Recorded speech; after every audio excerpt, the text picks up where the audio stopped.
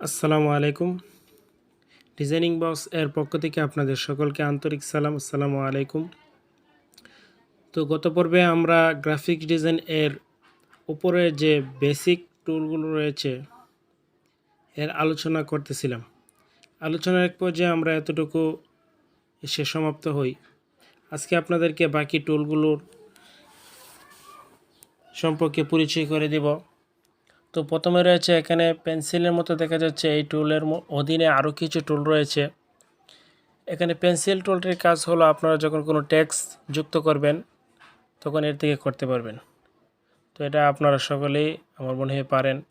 এরপর রয়েছে আপনাদের এই টুলটার কাজ হলো আপনার কপি, অর্থাৎ কোনো একটা টেক্সট বা শিফট আপনারা সিলেক্ট অবস্থায় এখানে ক্লিক করলে সেটা কপি হবে। এই যে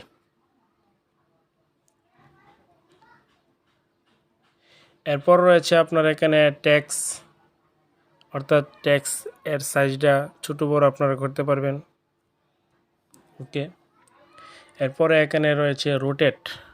রোটেট আমরা সকলেই বুঝি। এখান থেকে আপনারা হাতে করতে পারবেন, আবার ইচ্ছা করলে এখান থেকে রোটেট করতে পারবেন। ওকে, এরপরে রয়েছে এখানে পজিশন। এখান থেকে দেখা গেল অনেক সময় আমাদের যে কোনো একটা টেক্সট বা যে কোনো একটা ইমেজ আমরা পজিশনে মাঝ বরাবর বসাতে অনেক চেষ্টা করি, কিন্তু হাত দ্বারা অনেক সময় হয় না। তো এখান থেকে আপনারা অতি সহজেই এই কাজটি করতে পারবেন।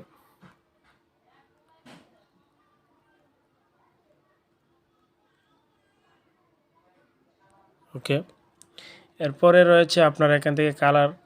তো কালার সম্পর্কে আমরা বিস্তারিতভাবে একটি টিউটোরিয়ালে আলোচনা করব। এদিকে আপনারা কালার পাল্টাতে পারবেন। এখানে গ্রেডিয়েন্ট রয়েছে। তো কালার সম্পর্কে যেহেতু আমরা একটি আলাদা টিউটোরিয়াল করব, এই জন্য আমরা এখানে আপনাদেরকে টিউটোরিয়ালটা লম্বা না হয়ে যায় এই জন্য আমরা আজকে রেখে দিলাম। এরপরে রয়েছে আপনারা দেখতে পাচ্ছেন দুটি অপশন, একটা হলো ফন্ট আর একটা হলো আপনার, এরপর দুটি অপশন রয়েছে, একটি হলো ফন্ট সাইজ আর একটি হলো আপনার ব্যাকগ্রাউন্ড। অর্থাৎ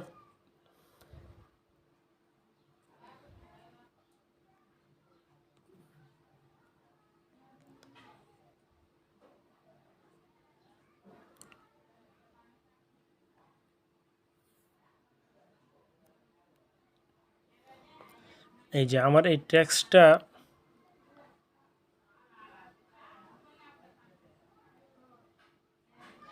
টেক্সটটা এখন বেঁকে আছে। এখন এটাকে আমি কিভাবে ফন্ট সাইজ অর্থাৎ সবার উপরে তুলব, এর জন্য আপনারা এখানে একটা ক্লিক করবেন। দেখতে পাচ্ছেন অনেক সুন্দর করে এটা উপরে উঠে গেছে।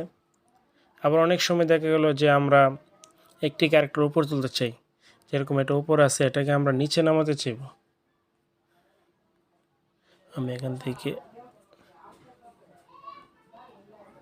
তো এটাকে যদি আমরা উপরে তুলতে চাই তাহলে এখানে যদি নিচে রাখতে চাই তাহলে আমরা এখানে ক্লিক করব। দেখতে পাচ্ছেন এখানে নিচে চলে গেছে।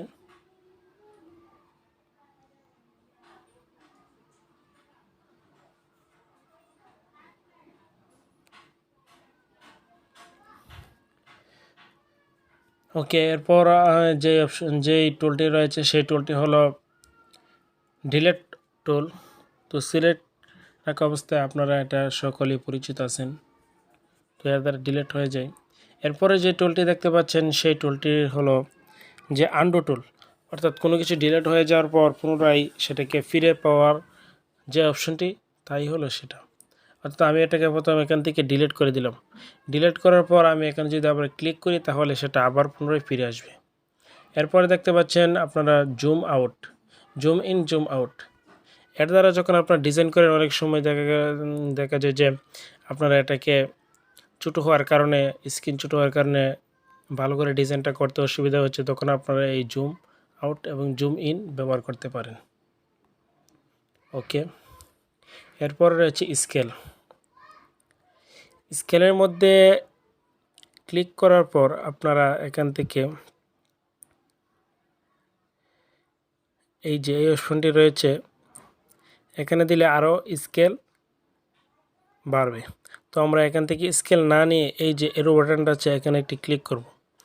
এখান থেকে আপনার কয়টি রো এবং কয়টি কলাম লাগবে এখানে আপনার যদি লিখে দেন তাহলে সাথে হয়ে যাবে।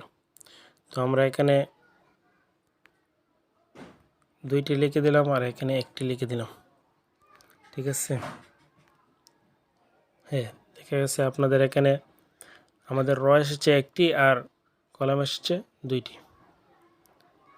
ওকে, এখানে আরেকটি বিষয় রয়েছে যে আমরা এই স্কেলটাকে আমরা এখানে মাঝ বরাবর রাখবো। তাহলে এটাকে কীভাবে রাখবো? তাহলে এখানে একটা ক্লিক করে এখান থেকে কত ডিগ্রি, এখানে মোট ডিগ্রি রয়েছে আপনার 100 থেকে যদি 50 করে দেন তাহলে এটা মাঝ বরাবর চলে আসবে। তো মাঝ বরাবর রেখে দিলাম, রেখে দেওয়ার পর মাঝ বরাবর। এভাবে আপনারা স্কেলের কাজটা করতে পারেন সুন্দর করে। ওকে, এরপরে যে অপশনটি রয়েছে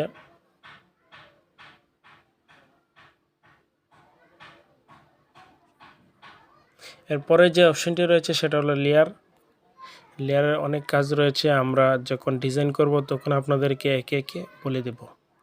তো আজকের মতো এখানেই এতটুকুই।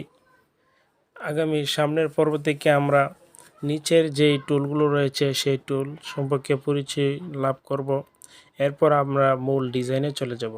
সে পর্যন্ত সকলে ভালো থাকেন। আসসালামু আলাইকুম ওয়া রাহমাতুল্লাহি ওয়া বারাকাতুহু।